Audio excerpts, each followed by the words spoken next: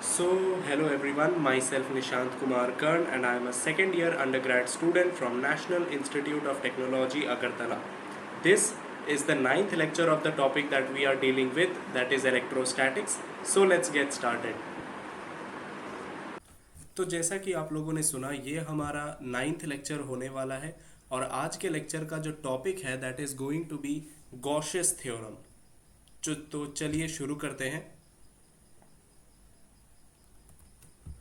तो ये हमारा गॉसियस थ्योरम है। इसमें क्या कहा जाता है, that is the net electric flux through any closed Gaussian surface is equal to 1/epsilon naught times the total charge present inside the Gaussian surface.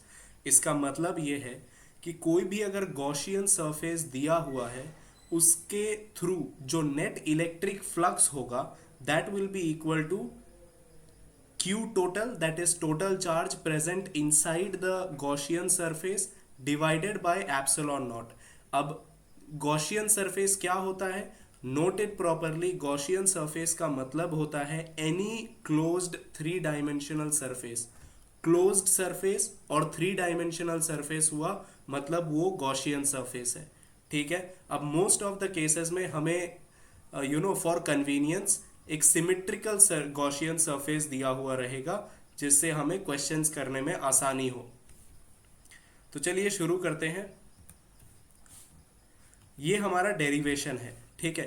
ये phi total equal to Q by epsilon naught जो था, Q total divided by epsilon naught, इस formula का थोड़ा सा derivation करते हैं जिससे हमारा गॉस लॉ भी प्रूव हो जाएगा।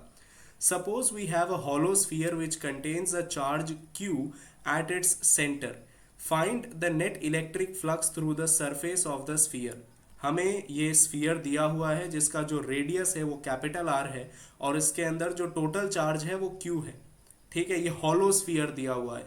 ठीक है। और इसके अंदर टोटल चार्ज क्यू है। हमें क्या करना है, ये जो हमें स्फीयर दिया हुआ है, इस स्फीयर के सरफेस के थ्रू जो नेट इलेक्ट्रिक फ्लक्स होगा वो हमें कैलकुलेट करना है। तो चलिए शुरू करते हैं। कैसे करेंगे इसको, let us consider a small elemental portion on the surface of the sphere with area dA। तो सबसे पहले हम लोग क्या करेंगे, ये छोटा सा एरिया यहाँ पे हम लोग कंसिडर करेंगे dA एरिया का। ठीक है। और क्योंकि हमारा जो इलेक्ट्रिक फील्ड है वो यूनिफॉर्म है तो उसको हम लोग ई मानेंगे। अब यूनिफॉर्म क्यों है, क्योंकि इस स्फीयर को अगर हम लोग देखें तो वो इस पर्टिकुलर चार्ज से इस स्फीयर के सारे पॉइंट्स जो हैं वो इक्वी डिस्टेंट है, यानी कि इक्वल डिस्टेंस पर है। ठीक है। और के क्यू बाई आर स्क्वायर होता है किसी भी पॉइंट चार्ज की वजह से आर डिस्टेंस पर इलेक्ट्रिक फील्ड। तो इलेक्ट्रिक फील्ड तो हमारा इलेक्ट्रिक फील्ड का वैल्यू हमारा कांस्टेंट है क्योंकि जो रेडियस है वो कांस्टेंट है, सारे पॉइंट्स स्फीयर के इक्वी डिस्टेंट है फ्रॉम द चार्ज। इसी वजह से इलेक्ट्रिक फील्ड हमारा ई रहेगा, कांस्टेंट रहेगा और इस एरिया को हम लोग डी ए मानेंगे। अब एरिया वेक्टर को बाहर की तरफ क्यों लिया, फॉर कन्वीनियंस। अगर हमें नहीं दिया हुआ है थ्री डायमेंशनल सरफेस के लिए कुछ भी पर्टिकुलर इंफॉर्मेशन, तो हम लोग एरिया वेक्टर को इलेक्ट्रिक फील्ड के डायरेक्शन में ही कंसिडर करते हैं। इसी वजह से इलेक्ट्रिक फील्ड और एरिया वेक्टर का ये हमारा डायरेक्शन रहेगा। ठीक है। अब अगर देखें तो जो छोटा सा फ्लक्स होगा उस छोटे से एरिया के थ्रू, यानी कि जो डी फाई होगा that will be E dot D A. Flux क्या होता है, electric flux dot product of electric field and area vector. ये मैं आपको पिछले लेक्चर में ही बता चुका हूं। तो जो फाई टोटल होगा that will be integration of D phi, that means simply integration of E dot D A.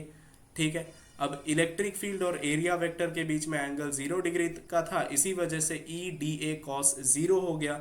Electric field constant था, इंटीग्रेशन से बाहर आया, डी ए हमारा इंटीग्रल डी ए होगा।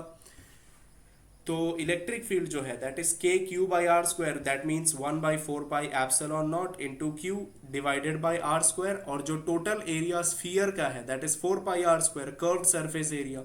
ठीक है। तो अब अगर हम लोग इसको सिंप्लीफाई करेंगे तो phi total comes out to be Q by epsilon naught. तो यहीं पर हमारा जो नेट इलेक्ट्रिक फ्लक्स का जो फॉर्मूला है वो निकल के आ जाता है through a closed Gaussian surface.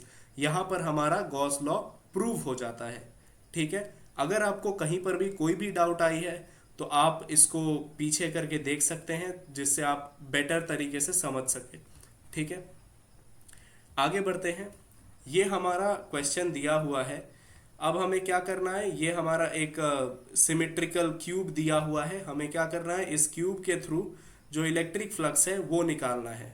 ठीक है, इस क्यूब के हर एक फेस के थ्रू, यानी ईच फेस के थ्रू जो इलेक्ट्रिक फ्लक्स होगा वो निकालना है, पूरे टोटल क्यूब के थ्रू नहीं, इस क्यूब के एक फेस के थ्रू जो फ्लक्स होगा वो निकालना है।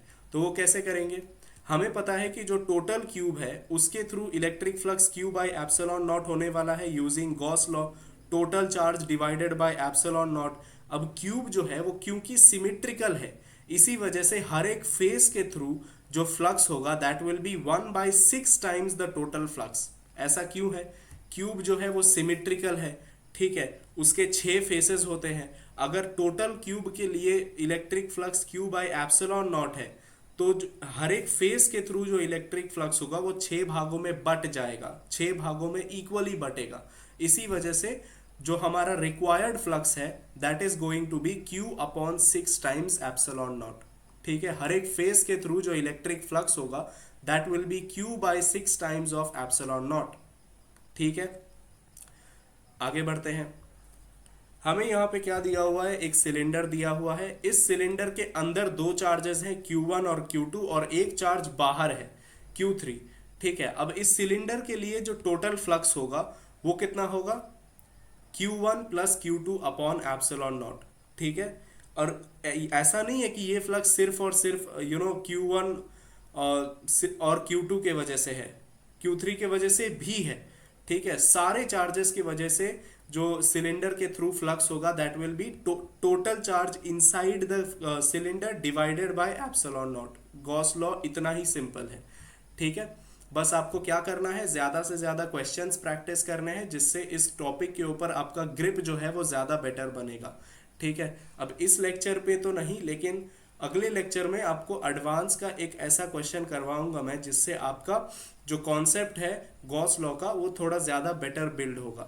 ठीक है, तो यहां पर क्या हुआ, now here the net electric flux through the cylinder due to all the charges, not only due to Q1 and Q2 but due to all the charges, total flux will be Q1 plus Q2 divided by epsilon naught. This is because the total charge inside the cylinder is Q1 plus Q2.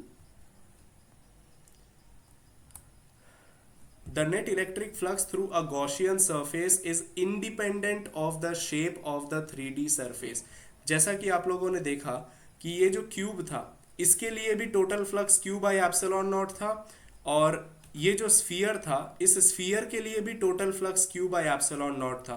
तो वही यहाँ पर कहा गया है कि जो net electric flux है किसी भी गॉसियन सरफेस के थ्रू वो independent of the shape of the 3D surface होता है, चाहे स्फीयर हो चाहे क्यूब हो, उसके ऊपर डिपेंड नहीं करेगा, शेप के ऊपर डिपेंड नहीं करेगा। और गॉसियन सरफेस क्या होता है ये मैंने आपको पहले भी बता दिया था।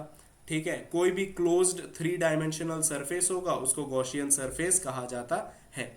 ठीक है, अगला क्वेश्चन क्या है, find the net electric flux through the given surface. ये हमारा एक सिलेंडर दिया हुआ है और इसके हम लोग टॉप पे ले जाके हम लोगों ने एक चार्ज रख दिया है। ठीक है, तो अगर हम लोग को इसके थ्रू नेट इलेक्ट्रिक फ्लक्स निकालना है तो कैसे निकालेंगे, अगर यहाँ पर एक फुल सिलेंडर होता, मतलब कि इस ऐसा ही एक सिलेंडर अगर आप ऊपर की तरफ भी इमेजिन कर ले तो वो सिचुएशन कैसा बनता, एक पूरा सा सिलेंडर होता और उसके सेंटर में हमारा ये चार्ज क्यू रखा होता।